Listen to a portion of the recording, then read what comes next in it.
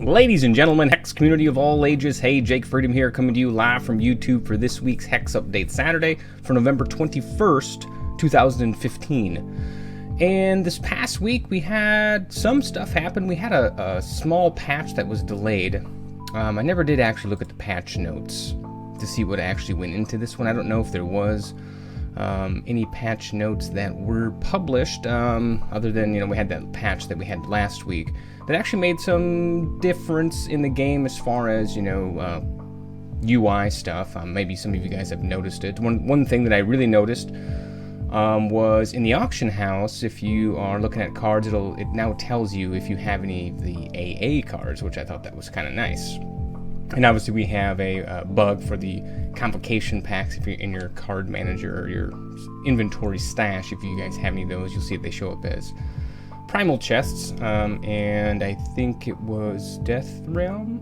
Somebody commented and said that was just a bug there, which I assumed it was, but so that patch was delayed. What do they say here? They say we have moved the day back due to a critical bug we found. We wanted to fix that. Tournaments lock at night, obviously.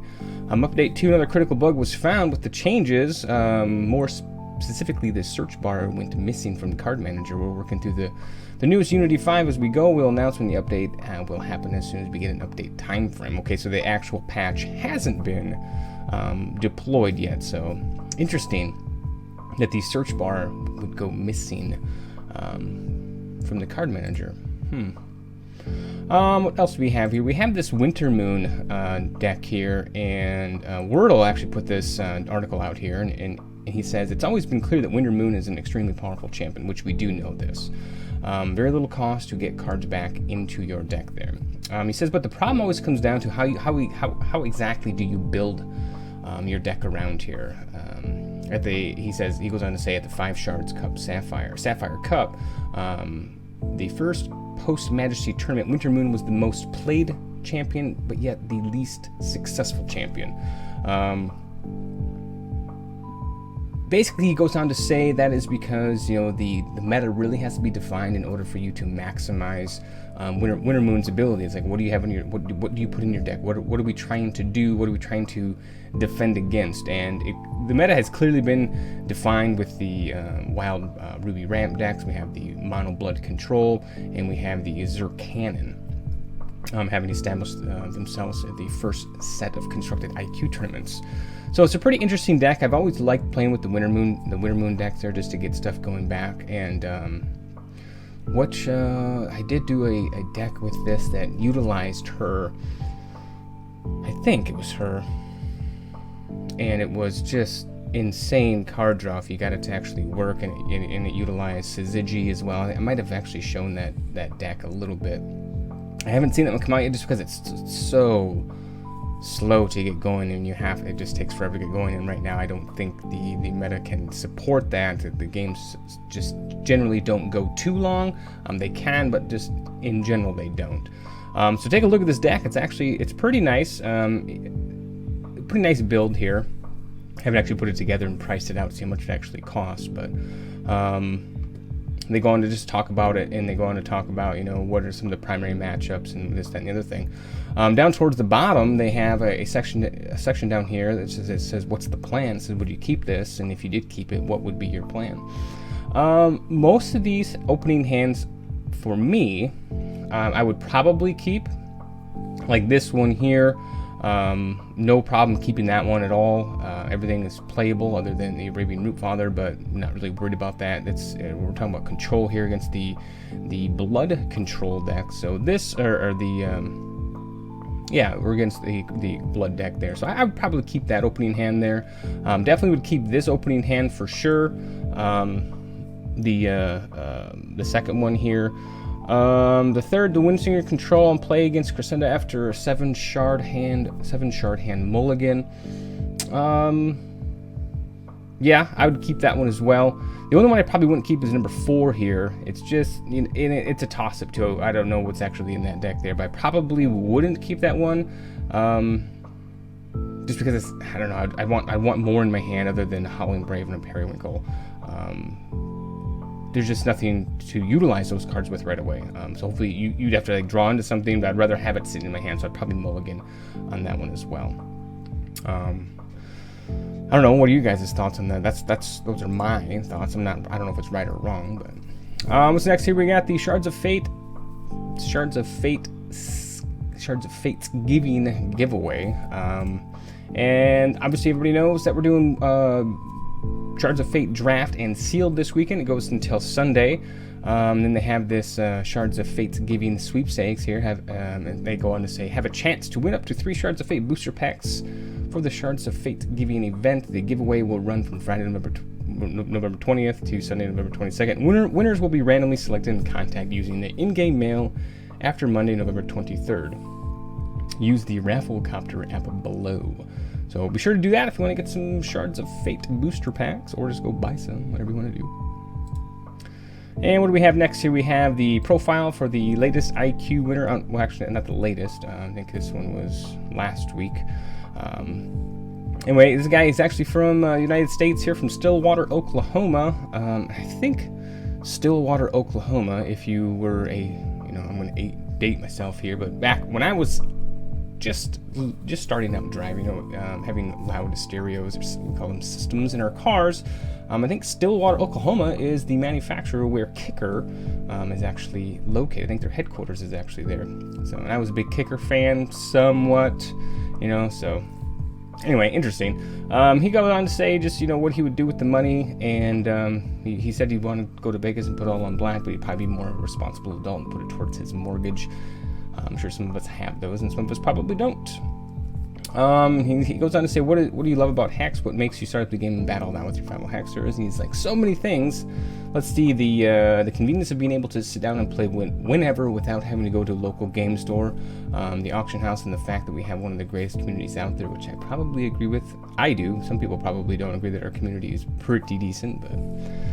So yeah, congratulations to him. He is going to be on his way to California in February. And finally, we have the HEX update calling all casters. How many people are actually interested in doing this? I've thought about it. I don't know if I am good enough as a caster to do this. And I downloaded the video and kind of took a look at it, and was kind of, in my head going, doing some things in my head there. We might give it a shot here. We'll see. But anyway, they're looking for some Hexamaniacs to cast the $100,000 Invitational Finals, February 20th and 21st here in Orange County.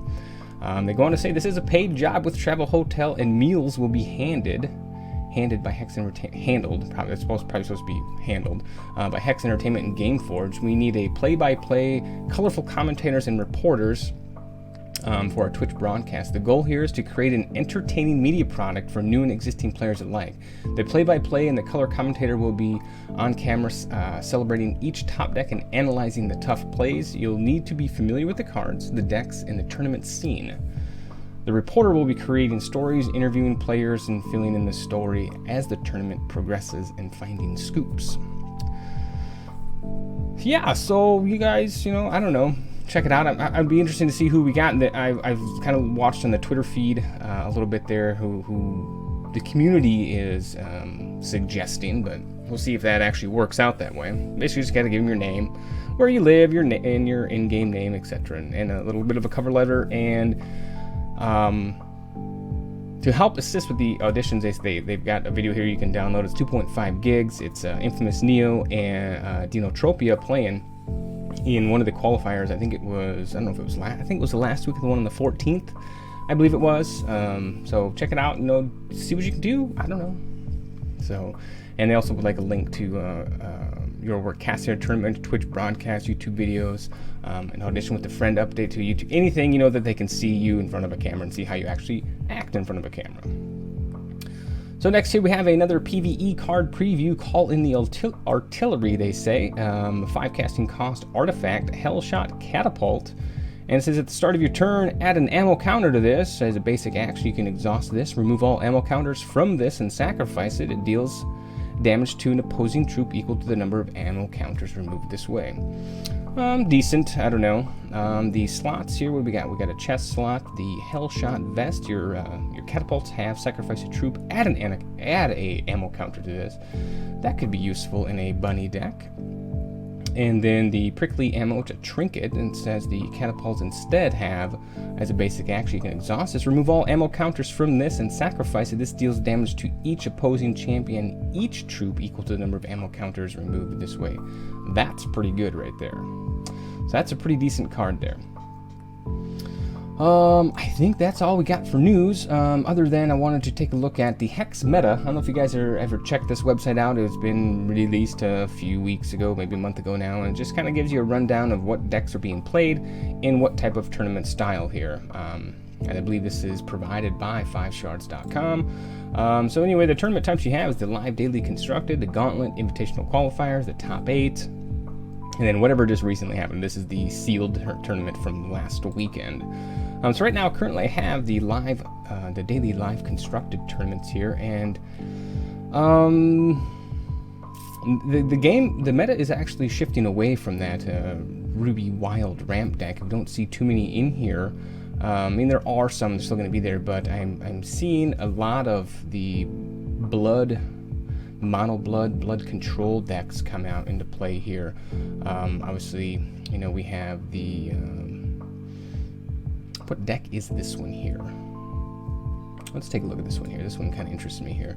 So this one here is Arcane Focus, Buccaneer, Counter Magic, Indigo, Master of Time. This is this is the I don't know if you want to call it a Sapphire control deck, but it basically is here. And Reese is one of the big troops in that deck there, along with Mastery of Time. The Indigo Dreamwalker, yeah, that one's a good card too, definitely part of the deck. So this is a decent deck. It's been around for a while. I don't know if there's actually a name for it or not, but so yeah, I mean, this is a great place to come to check out and see what's actually happening as far as what's going on with the meta. And it's, you know, it's a good resource and a good tool to use if you are wanting to stay up to date on what the heck is going on.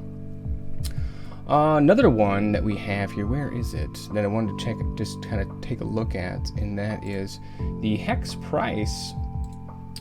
Just kind of gives you an idea of what's going on as far as cards. This is another tool brought to us by 5shards.com, and just kind of gives you the weekly price changes on what's going on with the actual cards there. So it looks like the top 10 cards this week are like Exarch of the Egg, the AA. It's up a 100 platinum to 901 is the median, right around there. You know, gives you some cards there that are, you know, just going up in value, to maybe take a look at those and see what are these being used in, or people just buying them just because they want to.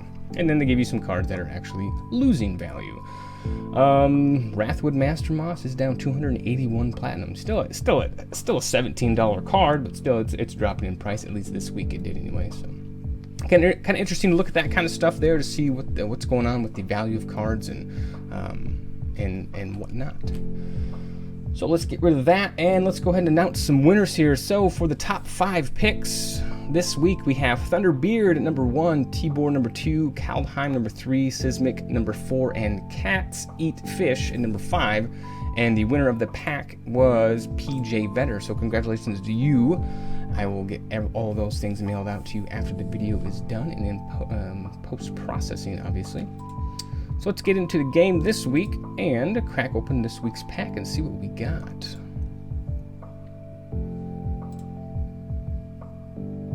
It's been a while since we've got legendary. Maybe we'll get lucky today and pop one of those out of one of these packs here. Will it be?